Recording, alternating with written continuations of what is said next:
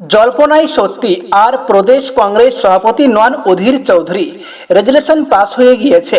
ফলে নির্বাচনের পর বিভিন্ন রাজ্যে যে সাংগঠনিক রদবদলের পথে কংগ্রেস, তাতে যুক্ত হল বাংলার নামও। পাশাপাশি রাজনৈতিক পর্যবেক্ষকদের অভিমত, অধীরকে প্রদেশ সভাপতির পদ থেকে সরিয়ে পক্ষান্তরে মমতা বন্দ্যোপাধ্যায়কে স্পষ্ট বার্তা দিতে চাইল কংগ্রেস হাইকমান্ড।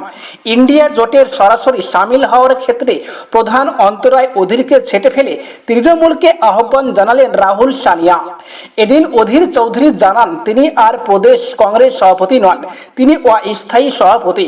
তার কথায়, আমি তো এমনিতে অস্থায়ী সভাপতি হিসেবে আমি কাজ চালাচ্ছিলাম। খারগেজি দায়িত্ব নেওয়ার পর থেকে সর্বত্র তাই হয়েছে।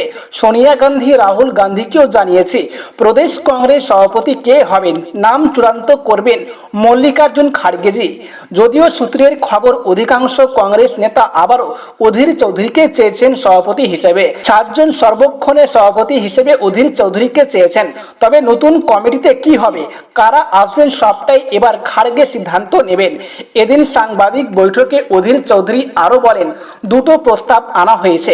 দেশে বিরোধী দলের যে স্বীকৃতি পেয়েছে কংগ্রেস, সেখানে রাহুলজি যেন লিডার অফ অপোজিশন হন, সেই প্রস্তাব আমরা পাঠাবো। পাশাপাশি এখানকার কমিটির সমস্ত রদবদলের অধিকার খারগেজের। রাজ্যে কর্মীদের নিয়ে আরও বিস্তারিত আলোচনা হবে, নাম চূড়ান্ত করবে খারগেজি।